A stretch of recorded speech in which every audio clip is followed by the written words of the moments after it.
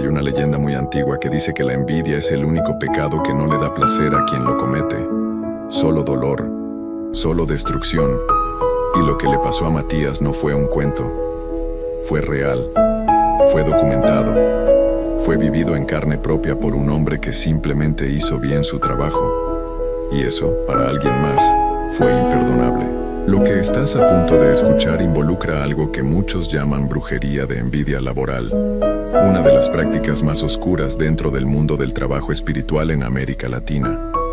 Se dice que cuando alguien te desea el mal con suficiente odio, con suficiente intención y con la ayuda de quien sabe cómo canalizarlo, ese mal puede manifestarse en tu cuerpo, en tu mente, en tu suerte. Puede derrumbarte desde adentro sin que tú entiendas qué está pasando. Puede hacerte perder el trabajo, la salud, la cordura, y en los casos más extremos, puede costarte la vida. Eso es exactamente lo que alguien intentó hacerle a Matías. Quédate, porque esta historia no termina como crees. Matías tenía 34 años cuando su vida cambió de golpe, aunque no de la manera en que uno esperaría que cambie la vida de alguien. No fue un accidente repentino, ni una enfermedad que llegó de la noche a la mañana con nombre y diagnóstico claro. Fue algo más lento, más silencioso, más perturbador. Matías era originario de Guadalajara, Jalisco, un hombre tranquilo, de los que se levantan temprano, cumplen con su trabajo y no andan buscando problemas con nadie. Llevaba casi 6 años trabajando en la misma empresa de logística, un lugar donde había empezado desde abajo, cargando cajas y llenando formatos, hasta que poco a poco fue ganándose el respeto de sus superiores. Era de esos trabajadores que no necesitan andar diciéndole a todo el mundo lo mucho que se esfuerzan, porque los resultados hablaban solos. Cuando la gerencia anunció que habría una vacante para un puesto de coordinador de operaciones, nadie en la empresa se sorprendió demasiado cuando el nombre de Matías apareció en la lista corta. Era el candidato natural. Tenía la experiencia, los números, la actitud. Y cuando finalmente lo llamaron a la oficina del director y le dieron la noticia oficial, Matías salió de ahí con una sonrisa tranquila, de las que no gritas sino que guardas para ti, porque sabes que te la ganaste. Pero hubo alguien que no lo tomó así. Rodrigo llevaba casi el mismo tiempo en la empresa que Matías. Eran colegas desde hacía años, y aunque nunca habían sido amigos cercanos, tampoco habían tenido conflictos abiertos. Se saludaban, trabajaban en los mismos proyectos de vez en cuando, y cada quien hacía su parte, pero Rodrigo estaba convencido, desde mucho antes de que se abriera la vacante, de que ese puesto le pertenecía a él. Lo había comentado con otras personas del equipo, lo había dado por hecho en conversaciones informales, y cuando el nombre de Matías fue el elegido, algo en Rodrigo se quebró por dentro de una manera que nadie vio venir. En los días siguientes al anuncio, Matías notó algo raro en el ambiente. Rodrigo ya no lo saludaba. No era una cosa exagerada ni dramática, solo ese silencio incómodo de alguien que te mira y voltea hacia otro lado. Matías no le dio demasiada importancia. Pensó que era envidia normal, de la que pasa y se cura sola con el tiempo. Siguió con su vida, asumió sus nuevas responsabilidades y trató de no hacer más grande lo que parecía pequeño. Pero lo que Rodrigo estaba haciendo no era pequeño. Nadie en la oficina lo sabía. Nadie lo podría haber imaginado. Rodrigo había buscado ayuda de otro tipo. No el tipo de ayuda que se pide en terapia, ni con un amigo de confianza. Había ido a buscar a alguien que, según las palabras que más tarde se usarían para describir esto, sabía cómo enviar el mal. Alguien que trabajaba con energías oscuras. Alguien que, a cambio de algo, podía dirigir todo ese odio, toda esa envidia acumulada, hacia una persona específica, con nombre, con dirección, con intención. Y esa persona específica era Matías. Las primeras señales fueron tan sutiles que cualquiera las habría descartado como coincidencias o como el simple cansancio de un hombre que acababa de asumir más responsabilidades. Matías empezó a dormir mal. No insomnio total, sino ese tipo de sueño roto donde te despiertas a las 3 de la mañana con una sensación de angustia que no tiene explicación. Se levantaba agotado aunque hubiera dormido sus horas. Empezó a perder el apetito. Llegaba al trabajo sintiendo que había corrido un maratón la noche anterior. Sus compañeros le decían que se veía pálido, que si estaba enfermo, que si todo estaba bien. Y él respondía que sí, que era el estrés del nuevo puesto, que ya se le pasaría. No se le pasó. Semanas después el deterioro era visible. Matías había bajado de peso de manera notable. Tenía ojeras profundas que no se quitaban ni con el fin de semana. Empezó a cometer errores pequeños en el trabajo, el tipo de errores que él nunca cometía, y eso lo desesperaba porque no entendía de dónde venían. Fue al médico. Le hicieron análisis. Los resultados volvieron dentro de rangos normales, lo cual debería haber sido una buena noticia, pero en cambio lo dejó más confundido, porque entonces, si todo estaba bien en los números, ¿por qué él se sentía como si se estuviera desmoronando por dentro? Hubo una tarde de martes en una carretera que había recorrido cientos de veces sin problema, cuando Matías perdió el control del carro. No había llovido. No había otro vehículo involucrado. No iba a exceso de velocidad. Simplemente, en un momento, dejó de ver con claridad. Sintió que el mundo giraba, y el siguiente recuerdo que tuvo fue el sonido del metal doblándose y el vidrio quebrándose, y después silencio. Cuando los paramédicos llegaron, Matías estaba consciente pero desorientado, con varios golpes serios y una costilla fracturada. Lo subieron a la ambulancia mientras él repetía, casi sin voz, que no entendía qué había pasado, que no entendía nada. Lo internaron esa misma noche. Y fue en el hospital donde todo se puso verdaderamente oscuro. Durante las primeras semanas de hospitalización, el cuerpo de Matías no respondía como debería. Los médicos trataban sus lesiones físicas, que eran reales y documentadas, pero había algo más que no cuadraba. Matías sentía presencias en el cuarto por las noches.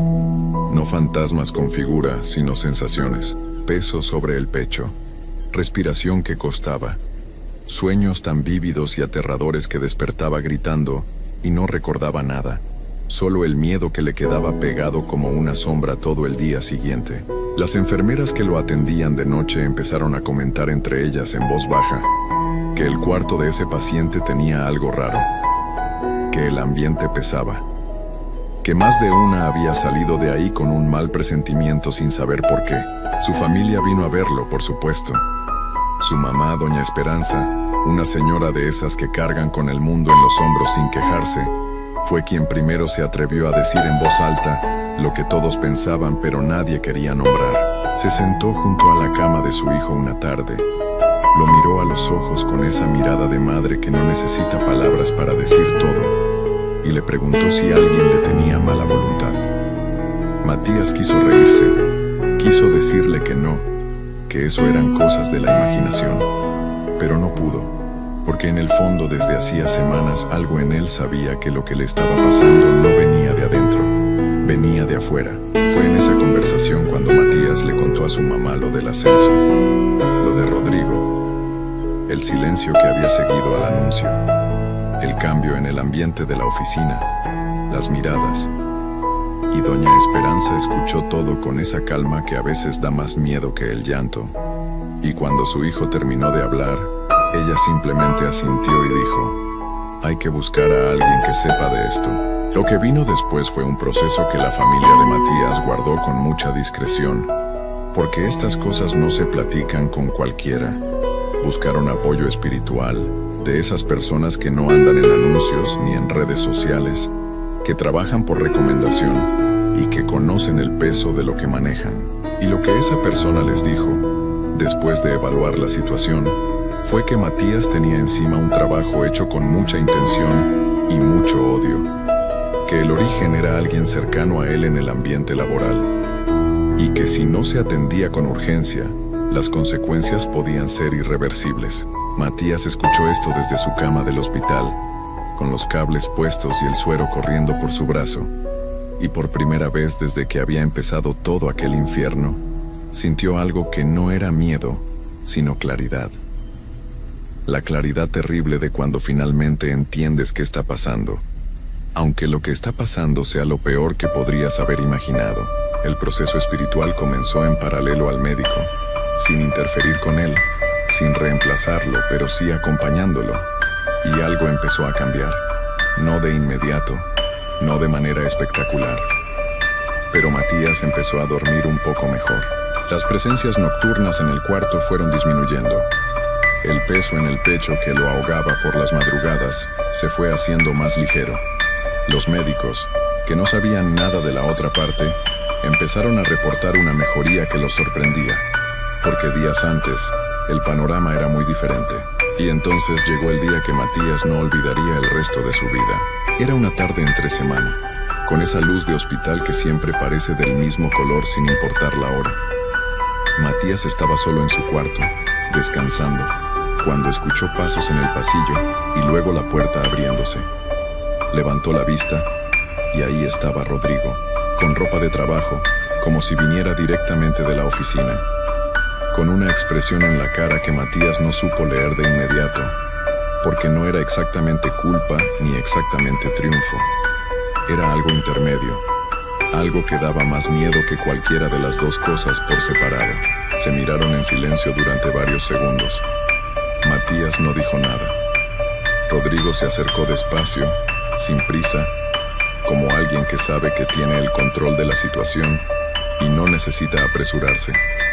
Se quedó de pie junto a la cama y bajó la voz hasta casi susurrar, pero con una firmeza que hizo que las palabras pesaran más que si las hubiera gritado.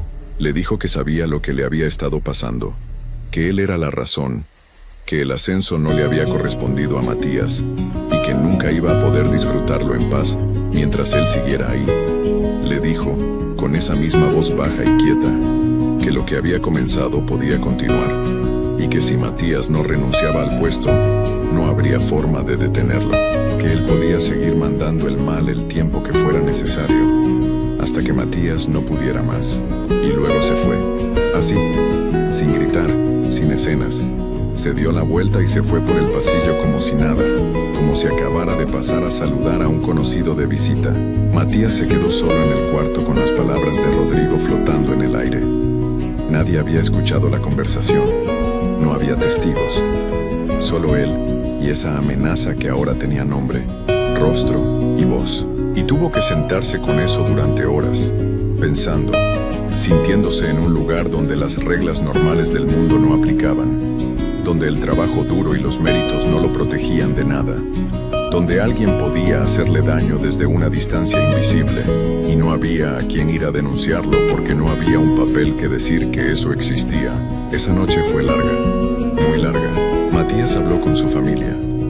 Habló con la persona que los estaba apoyando espiritualmente y después de mucho peso, de mucho silencio, de mucho dar vueltas a algo que no tenía una respuesta fácil, tomó una decisión.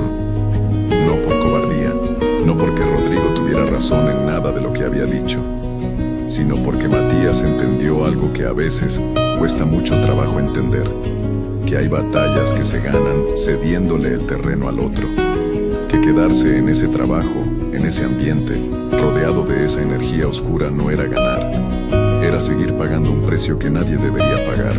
Presentó su renuncia desde el hospital. No habló con Rodrigo, no dio explicaciones largas. Firmó los papeles que le hicieron llegar, los entregó y cerró esa puerta. Y algo empezó a cambiar de verdad. La recuperación de Matías fue gradual pero constante. Los médicos dieron el alta semanas después, con un historial clínico que documentaba lesiones reales y una recuperación que, según palabras del propio equipo médico, había ido mejor de lo esperado, dadas las circunstancias iniciales. Matías salió del hospital más delgado, más callado, con algo diferente en los ojos de alguien que ha visto cosas que preferiría no haber visto. Pero salió. Y eso, después de todo lo que había pasado, ya era más de lo que en algún momento pareció posible. Tardó meses en recuperarse del todo, meses de comer bien, de dormir, de mantenerse alejado de todo lo que tuviera que ver con ese capítulo de su vida. Buscó otro trabajo, más adelante, cuando estuvo listo. Y aunque nunca habló de esto en público, aunque guardó la historia con mucho cuidado durante mucho tiempo, hubo personas cercanas a él que lo escucharon, que lo creyeron, que entendieron que lo que le había pasado a Matías no era un cuento de miedo para asustar niños. Era real, era documentado y le había pasado a un hombre común, en una ciudad común, en un trabajo común, porque alguien había decidido que la envidia era razón suficiente para intentar destruir a otro ser humano. Rodrigo nunca fue confrontado públicamente. Nunca hubo una consecuencia visible, al menos no de las que se pueden ver y medir. Pero hay algo que la gente que conoce de estas cosas repite siempre, con una tranquilidad que a veces asusta más que el enojo. El mal que se envía regresa. No siempre de inmediato, no siempre de la manera que uno espera, pero regresa. Matías lo sabía, y en algún lugar dentro de él, eso era suficiente.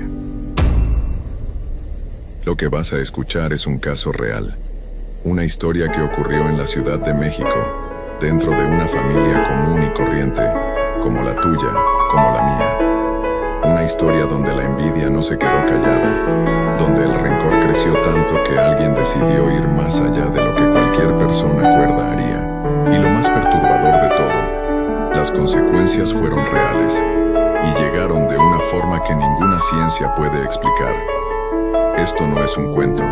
Esto le pasó a Flor, una mujer de carne y hueso que vivió algo que la marcó para siempre. Quédate hasta el final, porque lo que pasó con Carmen va a dejarte sin palabras. Flor creció en la Ciudad de México, en una colonia de esas donde todos se conocen, donde los niños juegan en la calle hasta que oscurece y las familias se visitan sin avisar. Era hija de una mujer trabajadora y de un padre que hacía lo que podía. Desde pequeña aprendió que la vida no es fácil, pero que con esfuerzo y buena actitud se puede salir adelante. Era una chica de carácter tranquilo, de esas que no buscan pleito con nadie, que prefieren guardar silencio antes que encender una pelea innecesaria. Pero había alguien en su vida que nunca le dio esa paz: su prima Carmen. Las dos crecieron casi como hermanas, porque sus madres eran hermanas y vivían muy cerca una de la otra. Se veían seguido, compartían cumpleaños, comidas familiares, navidades. Para cualquier persona de afuera parecían unidas. Pero Flor sabía desde muy niña que algo en Carmen no estaba bien. Desde chicas, Carmen tenía una forma de mirarla que incomodaba. No era el tipo de mirada cariñosa de una hermana o de una amiga. Era una mirada que evaluaba, que comparaba, que medía. Cuando Flor sacaba buenas calificaciones, Carmen buscaba la manera de minimizarlo. Cuando Flor recibía un regalo bonito, Carmen encontraba algún defecto. Si Flor estrenaba ropa, Carmen decía que no le quedaba bien. Cosas pequeñas, cosas de niñas, pensaba Flor al principio, pero con el tiempo, esas pequeñas cosas fueron dejando de ser pequeñas. Hubo una vez que Flor tenía una muñeca que quería mucho, un regalo de su abuela que ya había fallecido. La encontró rota, sin ninguna explicación, y Carmen estaba por ahí cerca, con esa sonrisa extraña que ponía cuando algo le daba gusto en secreto. A medida que fueron creciendo, el comportamiento de Carmen no mejoró. Al contrario, se fue haciendo más sutil pero más dañino.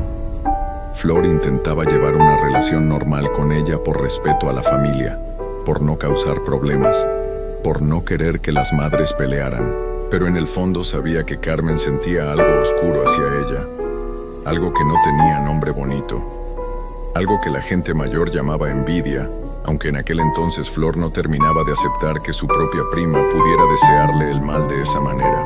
Los años pasaron y las dos se convirtieron en mujeres adultas. Flor siguió con su vida, trabajando, saliendo adelante como podía. Carmen también creció, tuvo 2 hijos con 2 hombres diferentes, y los 2 la abandonaron. Eso la dejó marcada, le dejó una amargura que ya no trató de esconder. Flor lo notaba cada vez que se veían en las reuniones familiares. Carmen llegaba con los ojos brillantes de una forma que no era alegría. Era otra cosa. Era esa mezcla de rabia y de tristeza que se convierte en veneno cuando no se trabaja por dentro. Fue en el año 2015 cuando todo cambió. Flor conoció a un hombre. Se llamaba Roberto, tenía un trabajo estable, era respetuoso, tranquilo y sobre todo, la quería bien. Para Flor fue como encontrar algo que no sabía que había estado buscando. La relación avanzó rápido, con calma pero con paso firme. Roberto tenía su propio negocio, un departamento, un carro. No era millonario, pero era alguien serio, alguien con quien Flor sentía que podía construir algo real. Cuando Carmen se enteró de que Flor estaba saliendo con Roberto, algo en ella cambió de forma visible. En las reuniones familiares ya no podía disimular. Se quedaba mirando a Roberto con una intensidad incómoda. Hacía preguntas que no eran preguntas. Eran insinuaciones. Cosas como, ¿y ese Roberto de dónde salió? ¿Segura que es tan buena persona? ¿No te parece raro que alguien así se fije en ti? Flor al principio lo ignoró. Pensó que era la misma Carmen de siempre, la que nunca podía dejarla tranquila. Pero esto era diferente. Esto tenía una energía más pesada. Un día, Roberto llegó confundido a donde estaba Flor. Traía el teléfono en la mano y una expresión que Flor no le había visto antes. Le mostró unos mensajes. Alguien le había mandado fotos comprometedoras con un texto que decía que eran para otra persona, como si hubiera sido un error, pero era obvio que era intencional. El número era desconocido para Roberto, pero Flor lo reconoció de inmediato. Era el número de Carmen. Lo supo sin dudarlo un segundo. Flor confrontó a Carmen. Carmen lo negó todo. Dijo que alguien debía haber usado su número, que ella jamás haría algo así. Pero la forma en que lo negó, sin enojarse, sin asustarse, con esa calma fría que no era inocencia sino control, le confirmó a Flor que había sido ella. Roberto no terminó la relación. Le creyó a Flor. Pero algo quedó flotando en el ambiente. Una desconfianza pequeña, una incomodidad que tardó meses en irse. Y Carmen lo sabía. Eso era exactamente lo que quería. Para el año 2018, la vida de Flor había seguido avanzando. Ella y Roberto llevaban ya varios años juntos. Vivían bien. Tenían planes. Pero algo comenzó a pasarle a Flor que no tenía explicación. Al principio fueron noches sin dormir.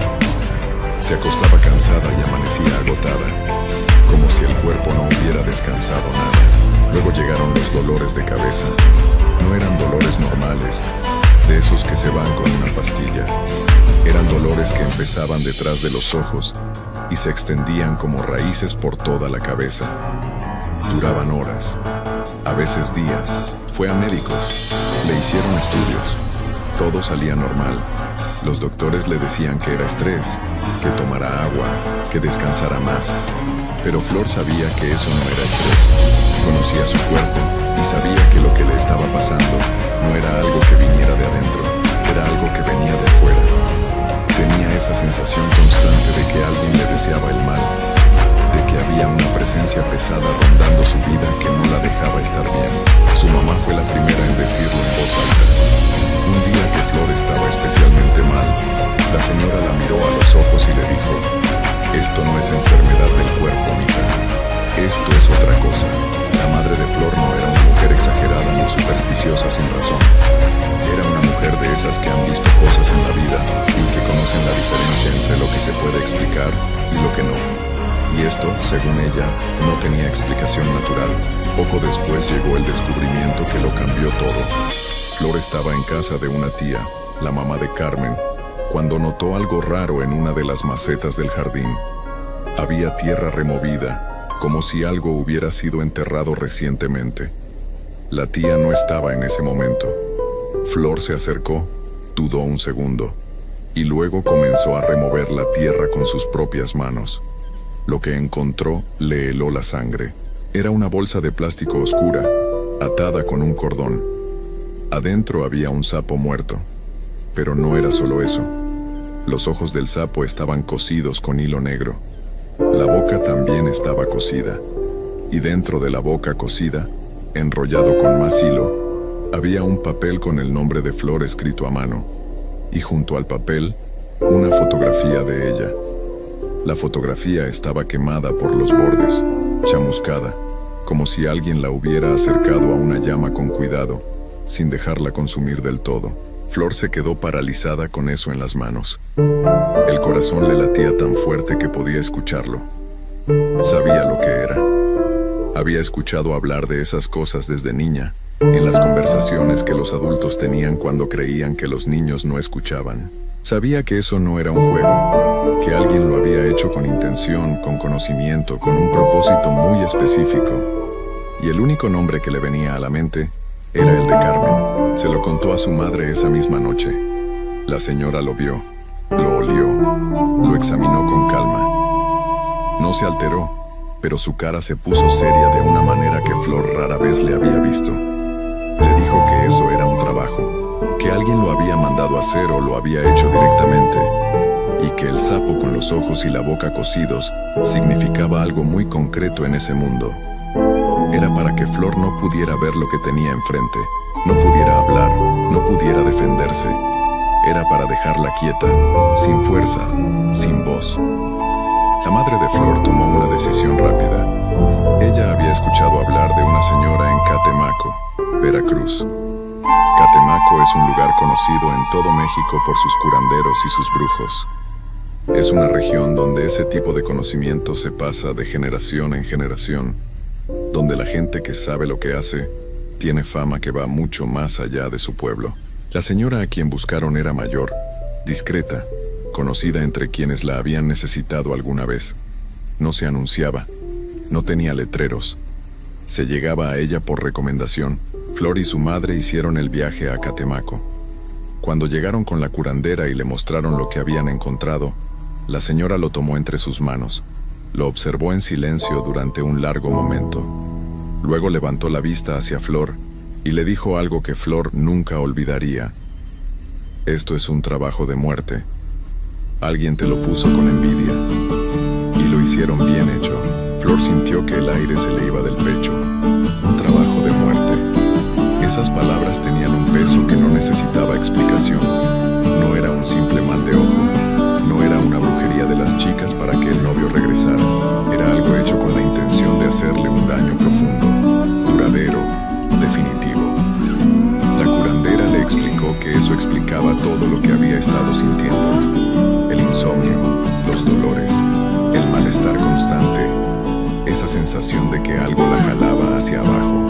Entonces la curandera le hizo una pregunta directa. Le preguntó si quería que el trabajo se le devolviera a quien lo había mandado. Le explicó cómo funcionaba. Si Flor aceptaba, el daño que le habían enviado regresaría multiplicado por 7 a la persona que lo originó. No sería Flor quien lo enviara. Solo sería el reflejo de lo que alguien ya había puesto en movimiento. La curandera fue muy clara. Eso no se hace a la ligera. Y una vez que se acepta, ya no hay vuelta atrás. Flor lo pensó. Pensó en años de convivir con el rencor de Carmen. Pensó en la muñeca rota cuando eran niñas. Pensó en los mensajes que Carmen le mandó a Roberto para destruir su relación. Pensó en ese sapo con su nombre dentro de la boca cocida, enterrado en la oscuridad de una maceta. Y dijo que sí. La curandera le indicó lo que tenía que hacer durante los siguientes 7 días. Era un ritual con una vela, con ciertas palabras, en ciertos horarios. Flor debía hacerlo sola, en silencio, sin contarle a nadie más que a su madre. Le advirtió que durante esos 7 días su cuerpo iba a reaccionar, que el mal que tenía adentro iba a querer salir, y que eso dolía. Y así fue. Desde el primer día, Flor comenzó a notar cosas. Mientras hacía el ritual, sentía náuseas profundas. En algunos momentos expulsaba una sustancia oscura que nunca antes había tenido. Los dolores de cabeza se intensificaron al principio, como si algo dentro de ella se resistiera a irse. Hubo una noche en que el dolor fue tan fuerte que Flor pensó que no iba a poder aguantar. Pero siguió, día tras día, noche tras noche, sin saltarse ni uno. Al 7º día, algo cambió. Flor lo sintió de una manera que no sabría explicar con palabras exactas, pero que reconoció de inmediato. Era como si se hubiera levantado una carga que había estado sobre ella tanto tiempo que ya ni siquiera recordaba cómo era estar sin ella. Durmió bien esa noche por primera vez en meses. Al despertar la cabeza no le dolía, el cuerpo no le pesaba. Se miró al espejo y vio a alguien que se parecía a ella misma, a la de antes. Los días siguientes fueron pasando con una tranquilidad que Flor no quería interrumpir. Pero entonces llegaron las noticias de Carmen. Al Al principio fue algo que se comentó en la familia con confusión, casi sin creerlo. Carmen había empezado a sentirse mal, luego que había ido al médico, luego que los estudios habían salido con algo grave. La diagnosticaron con cáncer de lengua. La enfermedad avanzó de una forma que los médicos describían como inusualmente rápida. Carmen fue perdiendo la capacidad de hablar. Primero le costaba trabajo pronunciar algunas palabras. Luego ya no podía hablar con claridad. Luego ya no podía hablar. Esa lengua con la que había dicho tantas cosas, con la que había enviado mensajes para destruir una relación, con la que había negado todo mirando a los ojos sin pestañear, se fue apagando. El deterioro físico fue rápido y visible. Quienes la veían decían que parecía que se estaba consumiendo desde adentro. En menos de 2 meses desde el diagnóstico, Carmen falleció. Tenía todavía una edad relativamente joven. No había señales previas de enfermedad. Nadie en la familia lo podía entender. Los médicos hablaban de una progresión anormal, de algo que no seguía los patrones habituales. La familia lloraba. La familia preguntaba por qué tan rápido. Flor escuchaba todo desde lejos con una calma que le resultó extraña incluso a ella misma. Flor fue al funeral. No lo hizo por lástima ni por hipocresía. Fue porque la curandera le había dicho que era necesario verlo con sus propios ojos, asegurarse de que lo que había comenzado había terminado, que mientras no lo viera, algo en ella quedaría en duda. Así que fue. Se paró frente al ataúd. Miró a Carmen un momento largo y sintió algo que no era alivio exactamente, ni tristeza tampoco. Era algo más parecido al cierre de algo que había estado abierto demasiado tiempo. Poco después, Flor y Roberto tomaron una decisión. Se fueron de la Ciudad de México, no huyendo, porque Flor no sentía que tuviera nada de qué huir. Se fueron porque querían empezar en un lugar nuevo, sin la sombra de todo lo que había pasado, sin las miradas de la familia que sabía cosas pero no decía nada, sin las calles que les recordaban años de tensión y de miedo. Flor habla de todo esto sin remordimiento, no porque sea una persona fría o sin corazón, sino porque tiene claro algo que tardó años en entender. Ella no empezó nada. Ella no le puso ningún trabajo a Carmen. Ella no le deseó el mal a nadie. Ella solo se defendió. Y la defensa vino de la misma fuerza que Carmen había puesto en movimiento. Lo que Carmen sembró, Carmen lo cosechó. Así de sencillo y así de terrible. Esta historia existe en muchas familias de México, aunque pocas se cuentan en voz alta.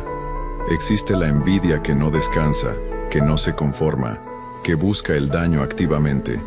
Y existe también la convicción, muy arraigada en esta tierra, de que esas fuerzas tienen consecuencias reales, que lo que se envía puede regresar, que el mal que se desea si no encuentra su destino busca el camino de vuelta. Flor hoy vive tranquila, duerme bien, no le duele la cabeza. Roberto sigue a su lado, y de Carmen ya no queda más que la memoria de lo que pudo haber sido una relación de familia y se convirtió en algo que nadie debería tener que vivir. Esta es su historia, y es verdad.